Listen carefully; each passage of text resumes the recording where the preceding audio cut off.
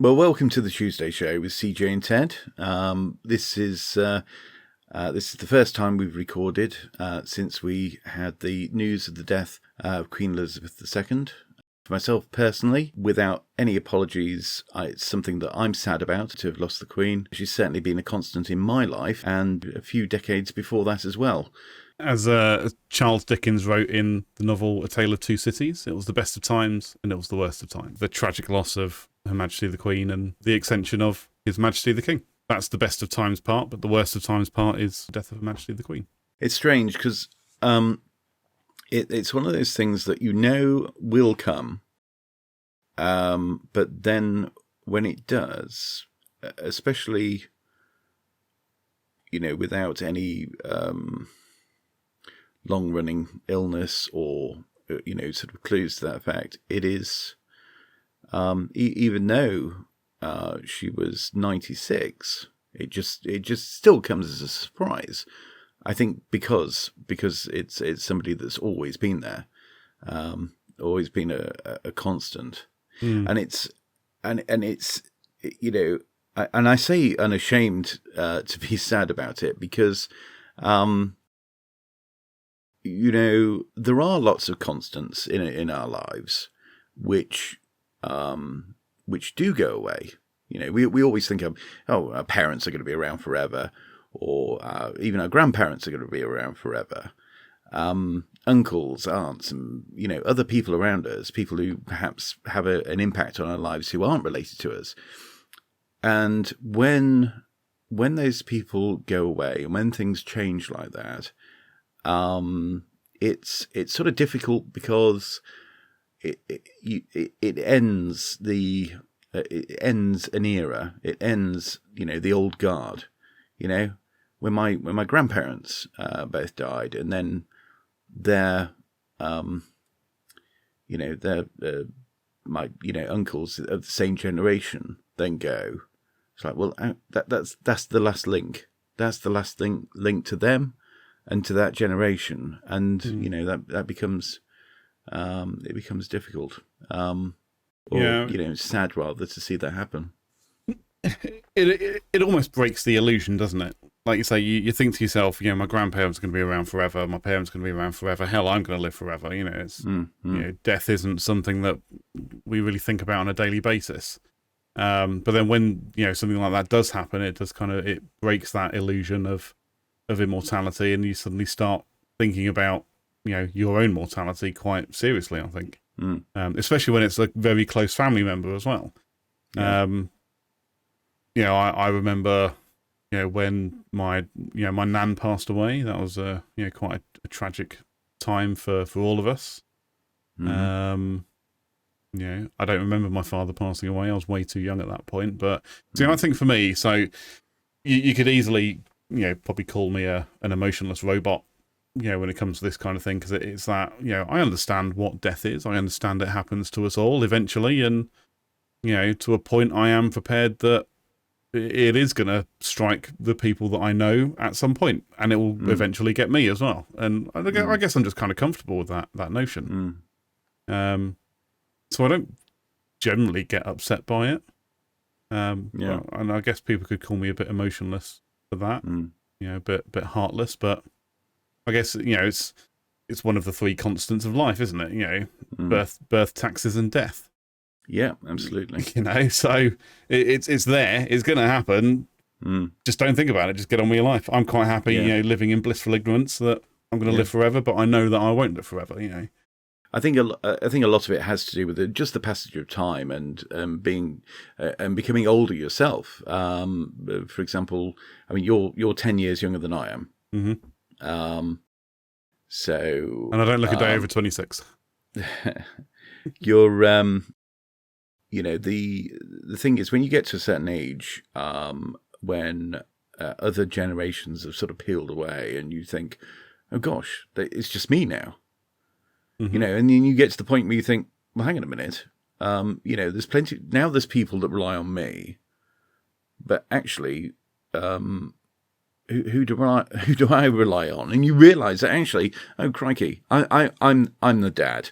I'm the adult. I'm the person in charge believe it or not. Yeah, I'm at the top of the tree right now. Yeah. You know, how did that happen? You know, and I've had that a few times over, you know, the last few years. But it's the same as going to hospital and you meet a doctor who's much younger than you, and you think, oh crikey, you know, it's not to insult that person. It's just sometimes you think, with things that go on, especially in public life and in politics, you think, oh well, I mean, surely the adults are going to sort this out.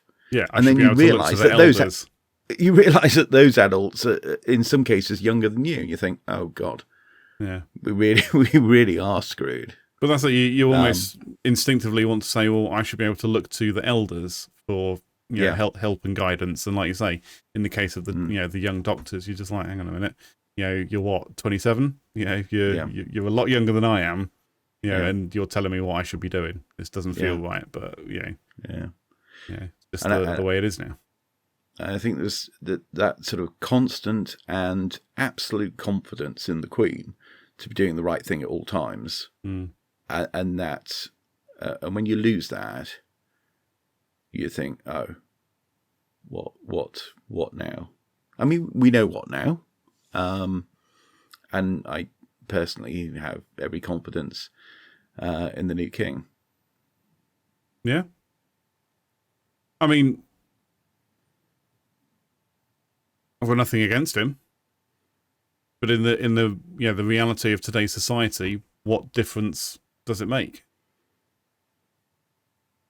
He's not a lawmaker. He's just the head of state. Doesn't really make much difference to how we lead our lives, or how the country is governed. In the reality of it, nothing is going to change. I think that would be the ideal, that nothing changes, and when nothing changes, it doesn't change for the better. It doesn't change for the worse, and I think that's probably the most important thing. And yes, he doesn't make the laws, but he is part of the country, part of the makeup of the country and the ethos of the country. And I think that's an important thing to have, because I often think to myself, well, where would we be if we didn't have that? Well, then we'd be living in a republic, and then we have a completely elected head of state, who we have to suffer for 4 or 5 years. True. It doesn't have the same. Certainly doesn't have the same stability to it. No, and I think from, like you say, head of state continuity aspect, and it was something interesting they said on the proclamation program yesterday, is that if there's a death, let's say the president of the United States of America, for example, or any republic, if they do pass away unexpectedly for whatever reason, there's a whole process to go through to elect a new head of state. Whereas, for the UK with the monarchy, that's not the case at all. Immediately upon the death of one monarch, the immediate successor or the immediate heir then takes the throne and takes that position. Yeah. So from a continuity perspective, that's there and is quite good. But in terms of like I say, actually how the country is governed and how we live our day-to-day lives, in theory, nothing should change. It's just how then this new monarch presents themselves in the public eye. That's the important factor, and that's the bit that we'll be keeping a close eye on for any changes. But I mean, King Charles III, before ascending to the throne, was quite prevalent in the public eye anyway, and I don't imagine that's going to change at all. Just his immediate actions upon arriving at Buckingham Palace kind of demonstrate that. Rather than going into the palace, he was outside greeting the crowd. And I think that says a lot for how he's going to deport himself as a monarch. Monarchy can be quite a sort of contentious subject anyway, but I don't know. I think going back to my, where are the grown-ups bit, there's something about having a monarchy that makes me think, which all of the armed forces are sworn to. Yeah, something that makes me think, well, actually, not this government, but if we had a ridiculous tyrannical government pop up, if we didn't have a monarchy, who's going to start the Civil War? Okay. I mean, didn't we have a ridiculous tyrannical government, or haven't we got one right now? I didn't say that, but I'm not going to necessarily disavow you. I'll say you're not going to deny it. Controversial. But yes, it's true. It is. It's a check. It's a check and balance. And whilst we don't have a great amount of power as such vested in the sovereign, it is still something to consider to be a backstop. Yeah, and I don't know the full ins and outs specifically, but I'm sure there is, especially like any new bill gets passed through Parliament, it does actually land on the monarch's desk at some point for, to be signed and approved.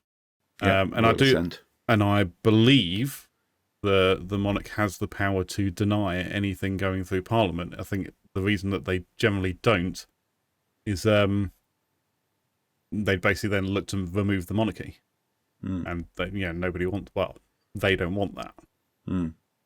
I believe, I might be completely wrong. That's just, I guess that's kind of just rumour that I've heard over the years, is that the monarchy does have that power to stop bills going through Parliament, or once they've gone through Parliament, to then stop them becoming law. But they just don't. Which is handy though. It's handy to know that that's there, because sometimes governments do silly things. Yeah. I like to think that actually in some way that scenario is a little bit like Dad's Army and Sergeant Wilson, who would sit there and casually say, "Do you think that's wise, sir?" Yeah. Well, I also kind of hope that's part and parcel of the point of the weekly audience as well, between the Prime Minister and the monarch, is that those kind of issues are discussed, and the monarch can then provide their feedback or whatever, and that is then taken into account at the point a bill is passed through Parliament. But yeah, like you say, interesting to know that, if true, that mechanism is there, to stop stupid things from happening. I mean, I guess as head of state, that's part and parcel of their duty anyway, is to stop the country from falling into turmoil due to the ridiculousness of government. Yeah. So one would hope. One would hope. One would hope. But like I say, I'm like you, I think most people know that I'm a royalist anyway. I'm a big fan of the royal family and what they do.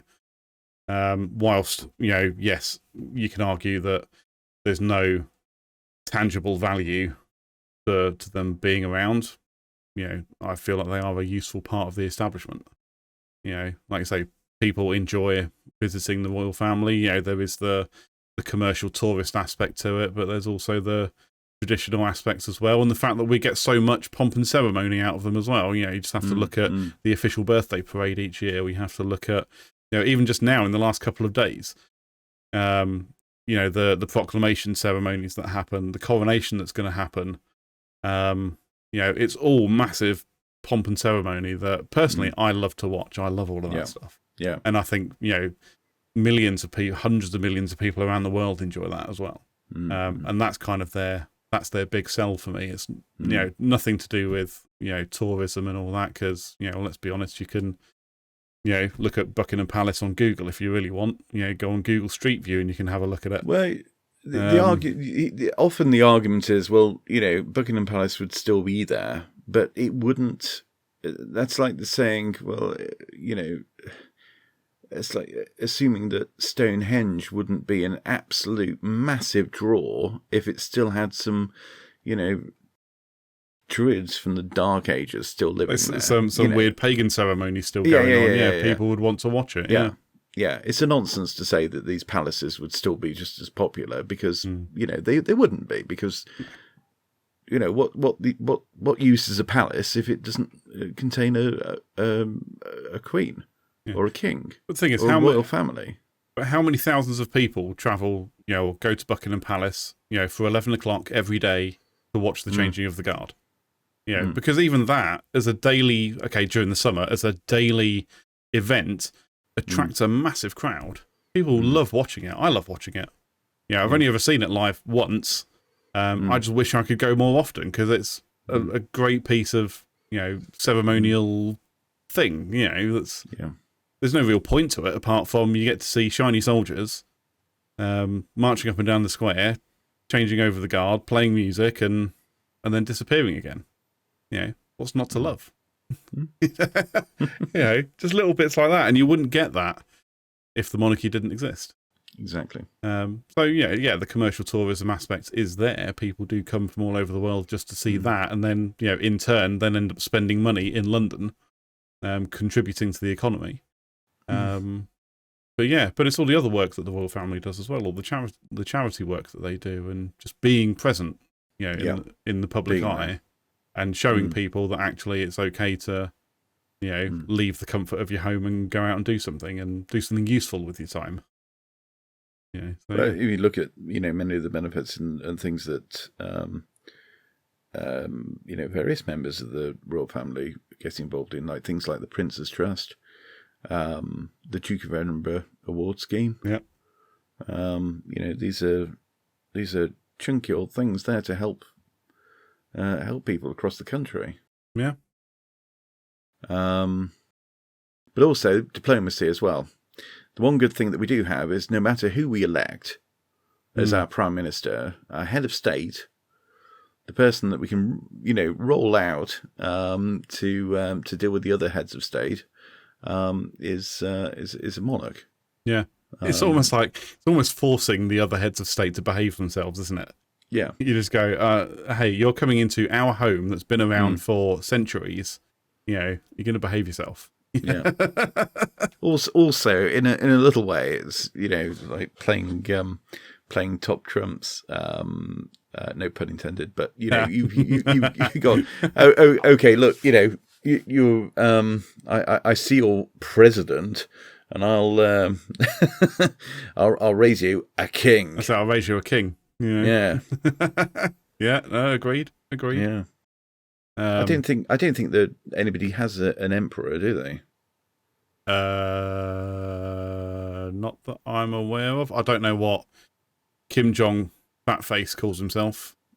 I think the last person to have an imperial title was the Queen Mother, who I think was the last Empress of India.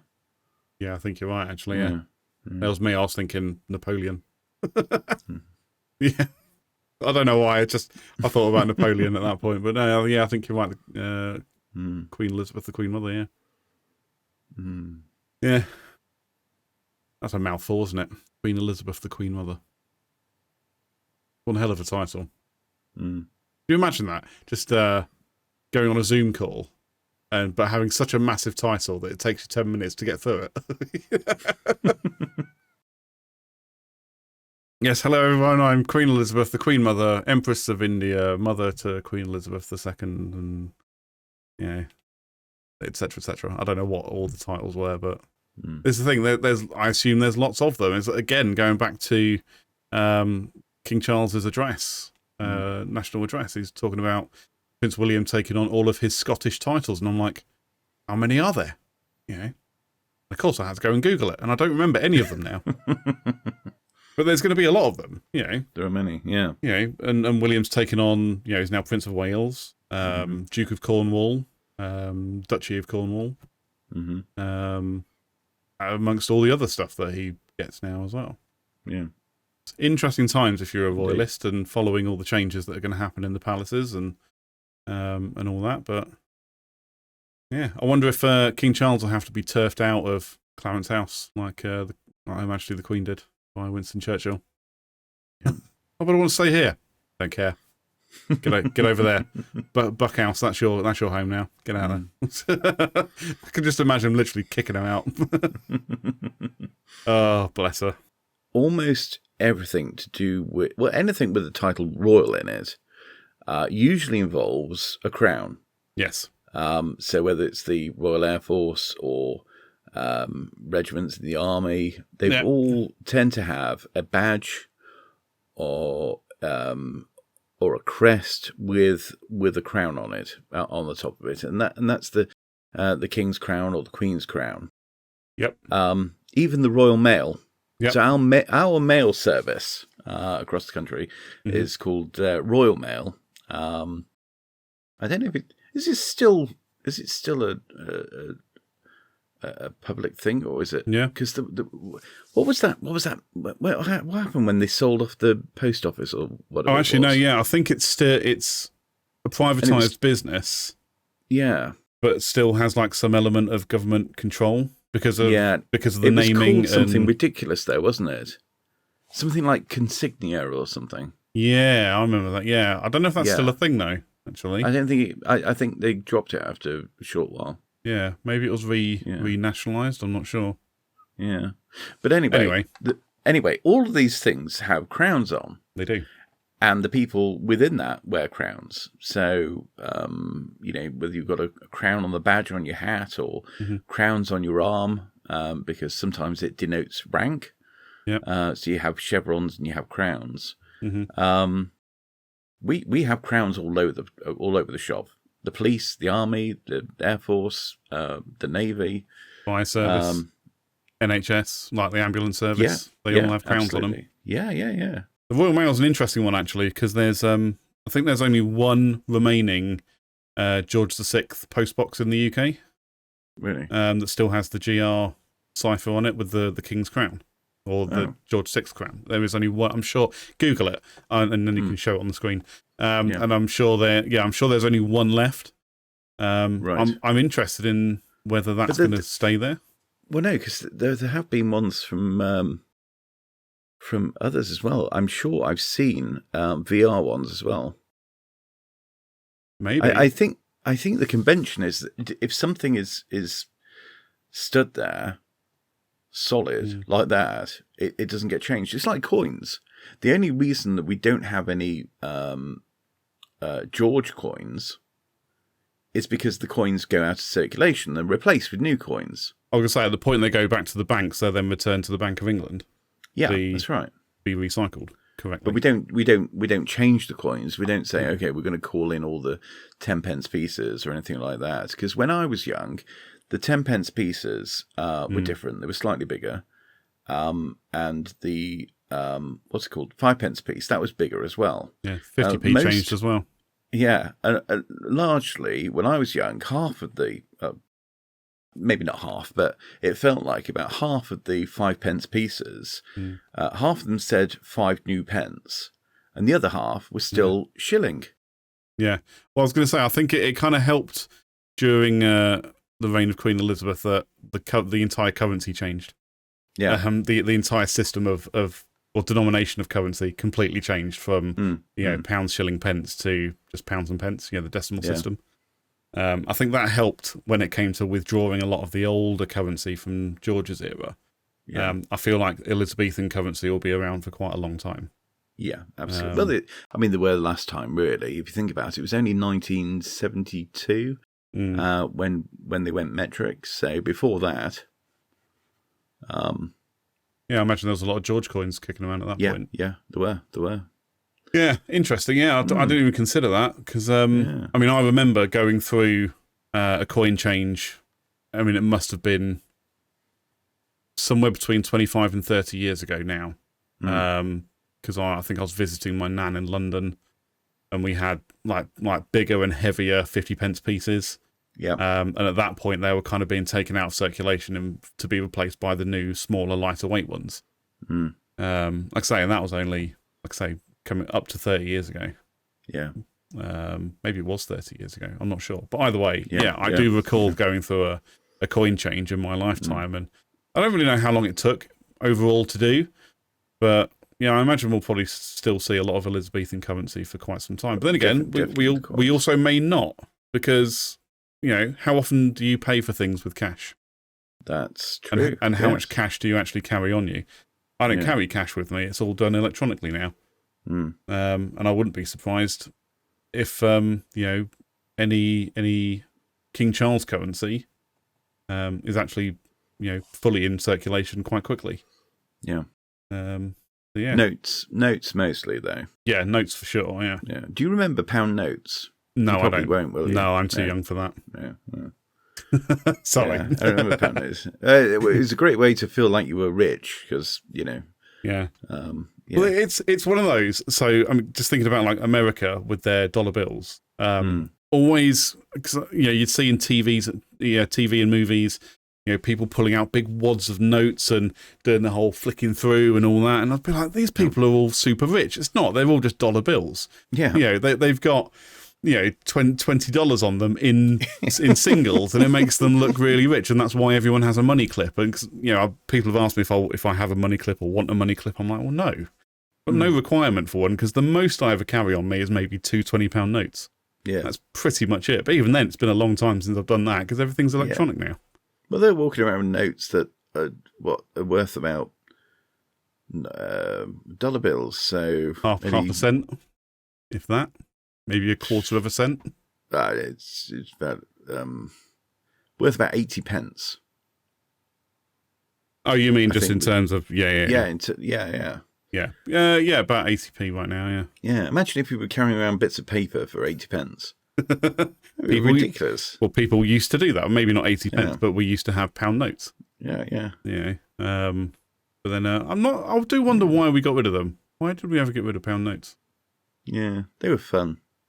I mean, like I said, I've never seen one. I don't know what it looks like, but the smallest I've ever known is a 5, and the largest is a 50.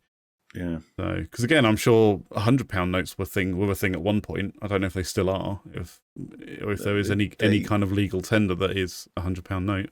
Yeah, they exist. Yeah. The highest I've ever rocked around with is a £50 note. Yeah, and the smallest a £1 note. So there we go. Oh, there you go. There you go, indeed. But back to the Crown conversation. Oh yeah, so the Crown.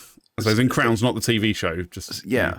So everything has a crown, but then the last time there was a change of monarch from George to Elizabeth, the crown changed. Yeah, completely different design to. Yeah.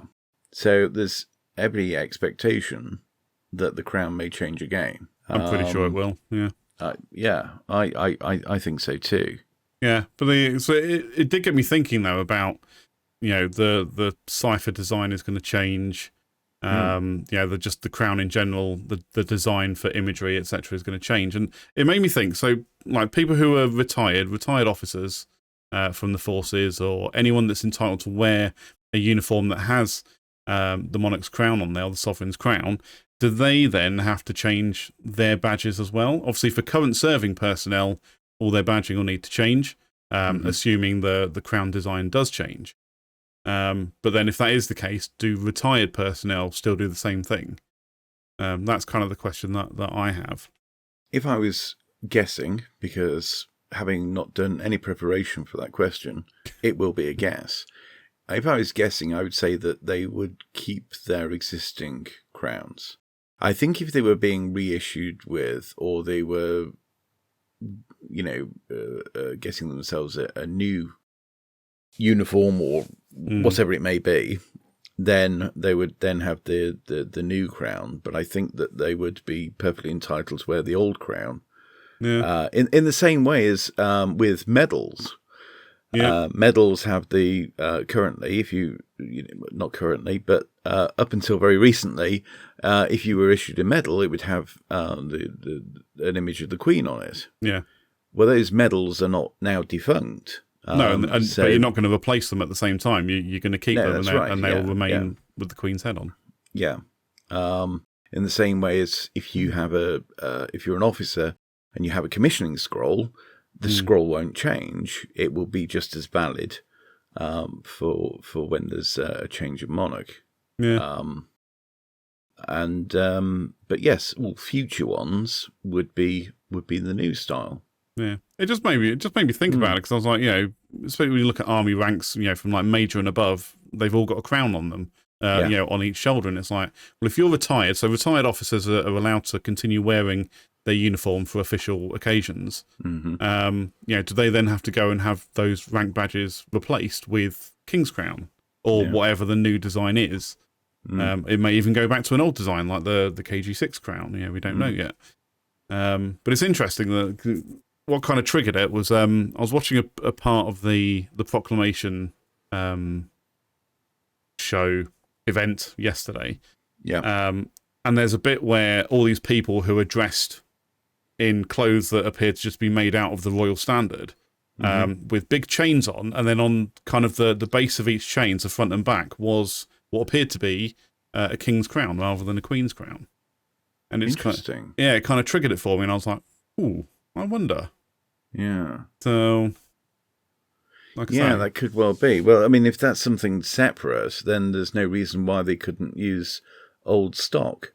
No, exactly. Yeah, I guess they could have used old stuff. I wonder what old stock exists. Well, I remember many years ago, in preparation for an event such as this, I did a lot of research into could I buy badges and rank badges, cap badges, anything that I needed. Could I buy it in King's Crown? Yeah. And it was only through then, during my research, that I spotted that every monarch, their crown design is slightly different, which then stopped me from buying said paraphernalia. No, that's the wrong word. But you know what I mean? It stopped me from buying all these accoutrements, for my uniform at that point. I mean, apart from that, I was being, well, as it turns out now, I'm no longer in the organisation. I haven't been for, 5 years now. Yeah. I would have been way premature if I actually went out and bought any of that stuff. Yeah. It was super premature. It's just, I'm not in the organisation anymore, so it's not a requirement for me. But I just thought about it. I thought it was an interesting question to ask. Yeah, because I think they're sort of colloquially known as King's Crown, Queen's Crown, but as you say, there is other variation. Other variation exists, and they are two types of the last two crowns that have been used are two different types of crown, but they're not necessarily designated by the gender of the monarch. I'll say it's not gender. I'll say they're not gender specific, are they? No. And I think the example that kind of came to mind as well was Queen Victoria's crown. Her cipher was completely different from both King George VI and Elizabeth II. I know that there were monarchs between them as well. Yeah. But I don't know what kind of ciphers they had. I don't even know if I want to say Edward, the guy that was before King George VI. Was that King Edward? Well, briefly, and that's what I mean. But that was his brother, yes, because he was very brief. I don't even know if he had a cipher or any kind of accoutrements actually produced at that point. Apart from the fact that we were in between world wars at that point as well. Yeah. But this is the interesting thing, and like you say, the whole thing about King's Crown, Queen's Crown, anyone that's kind of alive now will have known one, if not two, of the previous monarchs' crowns and ciphers. Yeah. It would only go back to King George VI. I don't think there's anybody alive that was around. Actually, there probably is. I can't remember I can't remember the coronation date of King George VI. I don't remember exactly. Sometime in the 30s. It was just before the Second World War broke out, wasn't it? Yeah. So. Well, you'd have to be pretty old. Let's put it that way. Yeah, you'd have to be pretty old to get that. But it's like I say, just an interesting question I thought about. But it was a nice ceremony as well. A nice kind of presentation to watch. The first time a proclamation was televised, or the parts inside St James Palace were televised. Yeah. Quite an historic occasion. Yeah. As they kept saying on TV. Yeah. Is that the right way to say it, an historic, or is it ahistoric? An historic. I think an historic. I think it is an historic, but it just sounds weird whenever I hear someone say it, or whenever I try to say it. It's one of those things where it is, but I'm not entirely sure why it is. No. Because English. Because why not? It's English. We'll just throw something at you just to confuse you. Yeah. Well, there are quite a few rules in English, and then there's almost as much in the way of exceptions. To the rules. So it is a wonder what happens to the to the crown. But the other thing was, as I mentioned this earlier, we got potentially a glimpse of the cipher for the king on that day, in fact, because he had a type-in with what appeared to be a cipher with a crown above a C and an R. Now, interestingly, or not interestingly, I was actually surprised that he went with Charles as his name. I wasn't surprised by that. Well, I say surprised. I mean, I wasn't shocked to my very core. No, but I had heard, some time ago that he may have decided to go for George instead. I guess it's one of those things, and as I kind of alluded to on the presentation yesterday, that he has spent a bit of time kind of thinking about it. He was obviously aware that it was coming. I mean, no one's going to live forever, let's be honest, and no offense intended by that at all. So he is, in his own time, spent time thinking about it. He probably even consulted Queen Elizabeth about it as well, to find out what kind of the best approach is, or what her wishes might be. And probably just ended up landing on, well, actually, no, you know what? There's nothing wrong with King Charles III. What would you prefer, King Charles III, where you get to continue using the name that you've had for the last 70 odd years? Yeah, it's a long time, isn't it? It's a long time to have a name. Exactly, and then suddenly someone goes, actually, no, we're going to call you George now, and or does he then, become King George VII? And it's like, I mean, if it was me personally, I'd just be like, well, I'll just go with Charles III. The name I've always had. It's the name I've always known. It just makes sense to me. And the same thing for William when he ascends eventually. He'll probably end up becoming William the whatever number that is. I think it might be far too confusing for people these days. Not suggesting that people are stupid these days, but. No, but King George VI wasn't a George, was he? He was Albert. Yeah, he was an Albert. So I can't remember whether that was a political thing because of the political times. I'm not sure. It was just something that was done. You would choose a name, in the same way that popes choose a name, don't they? Yeah. Pope John Paul. Pope John Paul George. Pope John Paul George and Ringo. So King Charles III. What was I going to say about ciphers? Oh, that was the other thing. So I was talking about changing of badges and people who are retired, do they have to change their badges? What about, so again, for those that don't know, any member of the military who has served in the royal household wear the royal cipher on their epaulets. And up until, very recently, it was the Elizabeth II cipher, the E2R. Yeah. Those people that served with Queen Elizabeth II, who are currently wearing the royal cipher, are they keeping those ciphers, or will they have to change those to the King Charles cipher? That's a very good question that we also don't know the answer to. I mean, to me, it would make sense that they keep E2R because it was with Queen Elizabeth that they served. But then again, they also are still serving King Charles. Yes. Are you aide de camp to the Queen, and then when the Queen is no more, then you then become in some way, because you have been an aide de camp, you become aide de camp to the King. Yeah. I wonder if it's one of those appointments that is kind of more life, even though you're not active in that role. Or maybe because you wear the badge for life.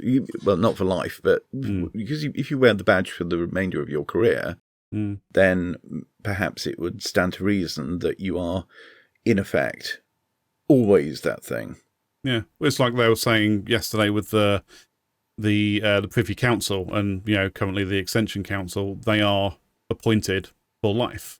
At the time they're appointed, that's it. They're just on the council for the rest of their life. I guess you'd have to do something quite heinous to get knocked off the council, the Privy Council. But yeah, I wonder if that's the same if you served in the royal household, like you say, if you're an aide de camp. I think it probably classes as a job that you still have. Yeah, maybe like a reserve posting in the end. Like if you leave the regulars, you become a reservist. You sit on a list to be called upon at any at any point. It's like in law, the Queen's Council will become King's Council, and they that automatically is the case because they're then counsel to the king. What of somebody who's Queen, who was Queen's Counsel and has retired, so he's no longer practicing as a barrister? Well, I would assume that they probably, regardless of whether they have a practice or not, or regardless of whether they're not anybody's counsel because they're a judge or they are retired, they would probably still become KC. Yeah. Should they be needed? Yeah.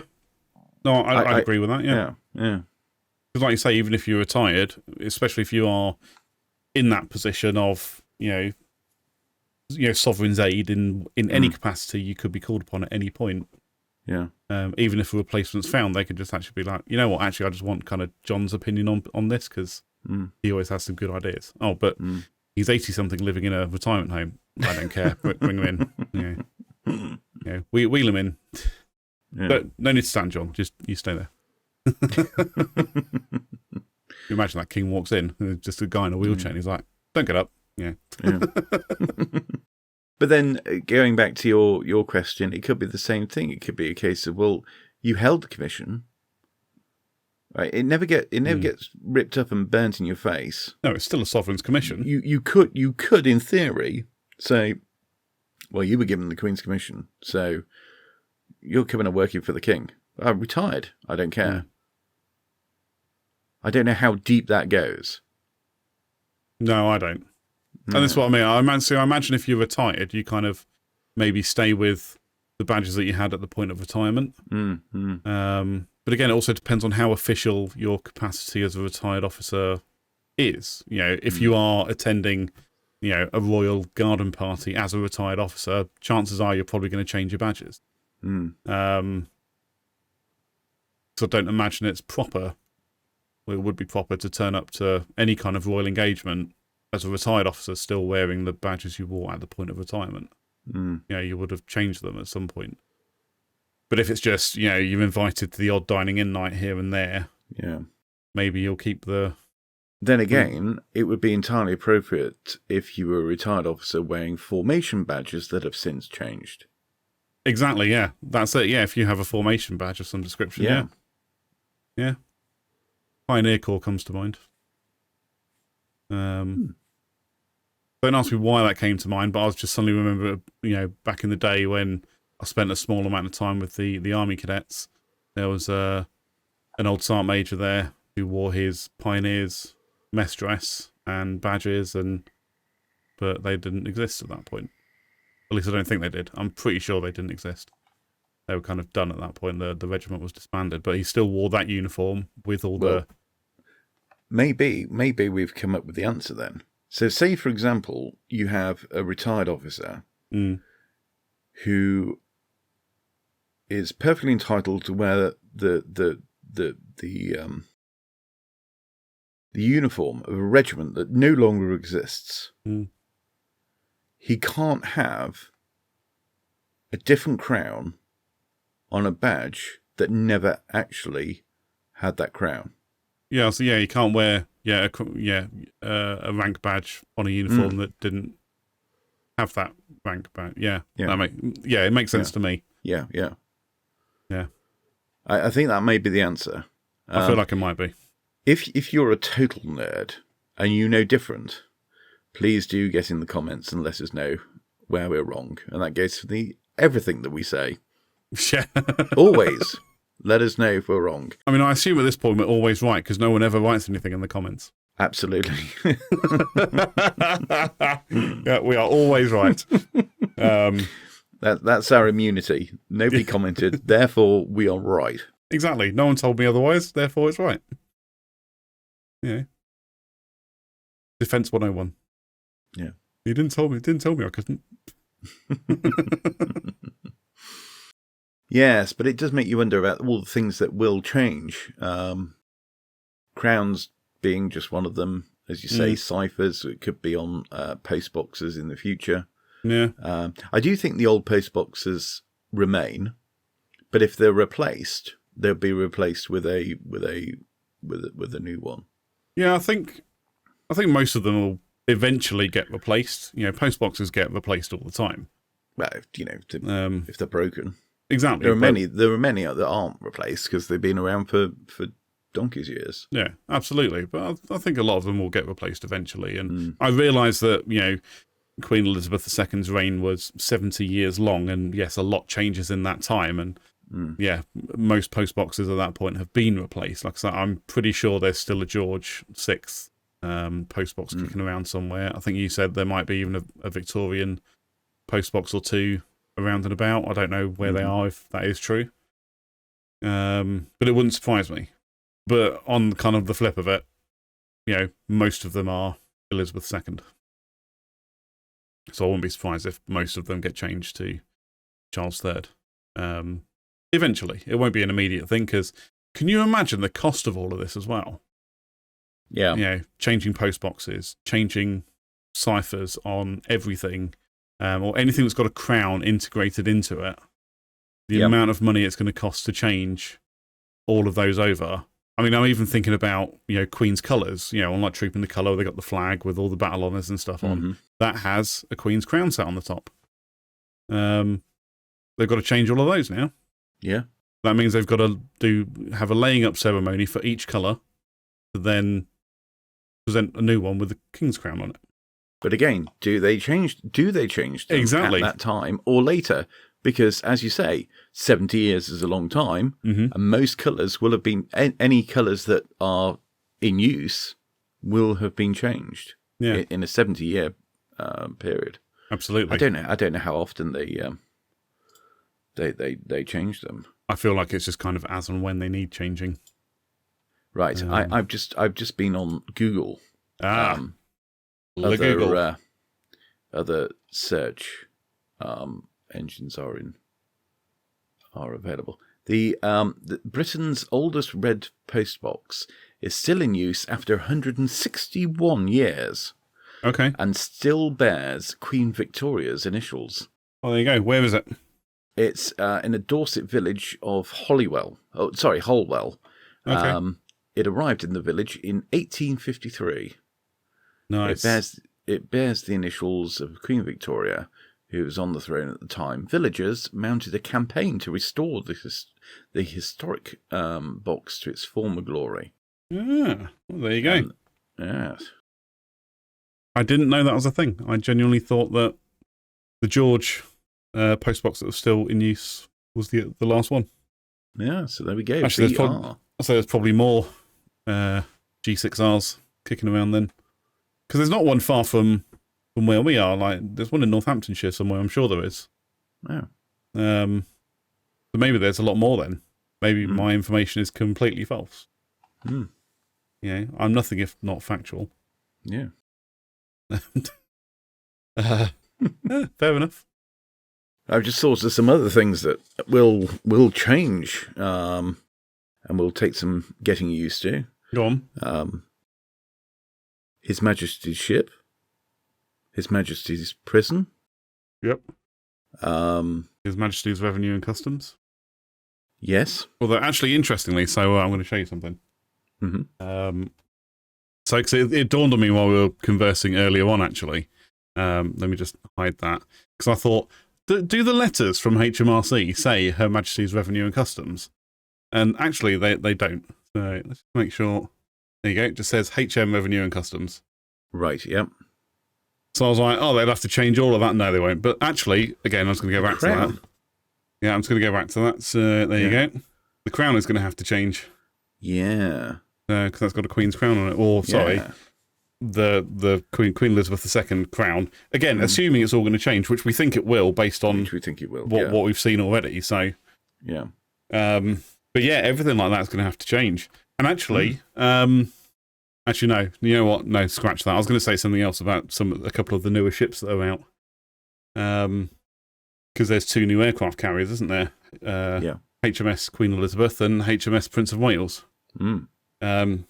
Because it dawned on me yesterday whilst I'm watching the proclamation that, well, hang on a minute, the Prince of Wales is now the king, but obviously there's now a new Prince of Wales, as is tradition. The heir to the throne becomes the Prince of Wales. So it immediately stifled any concern I have about the naming of these vessels.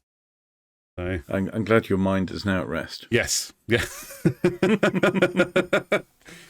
Yes, I'm truly at peace with it now. Yeah. Excellent. But yeah, there's a whole group of things. I did see something on Twitter, or I can't remember what it was actually, but something about people's thoughts first going. Well, if they think about King Charles, the first thing they think of is Spaniel. I saw something on social media. But again, I don't think that's going to be a major issue because it's not going to be very often that you're actually saying King Charles. Most of the time, you just be saying the king. The king. In the same way as we've always just said the Queen. Yeah. We would never say, "Oh, Queen Elizabeth is coming to tea." I don't think that needed to be said. We'd know who it was. I also feel maybe to a point some of that is to do with our own laziness, and that it's less syllables to say the Queen than it is Queen Elizabeth. But I don't know. I might be completely wrong, and it might turn out that actually, yes, people just end up saying the king. But that in itself is going to take some getting used to. The king. God save the king. Etc. Anytime we now have to replace Queen with King, it's going to I think for a short time at least people will be kind of stumbling over themselves. Yeah. But yeah. Again, I was watching the proclamation program yesterday, and the number of times that they almost said, they either did or almost said the Queen and then corrected themselves to King. Just made me chuckle a little bit. I was like, I think 'cause we'd all do it. I think that's just how it is. We said the Queen for so long. I have to say, one thing that did not made me chuckle, but maybe inside a little bit. I just had a little chuckle to myself, I suppose. Was all the talk of seals. And in my head, every time that a seal was mentioned, I just thought of this. But yes, it will take a lot of getting used to. And as you say, just simple things like the national anthem, and cries of God save the King, is going to be it's going to take some getting used to. But talking about changing things and getting used to the new ways and the new national anthem, I would say that God Save the King is probably a good place to end this episode. I agree. God save the King.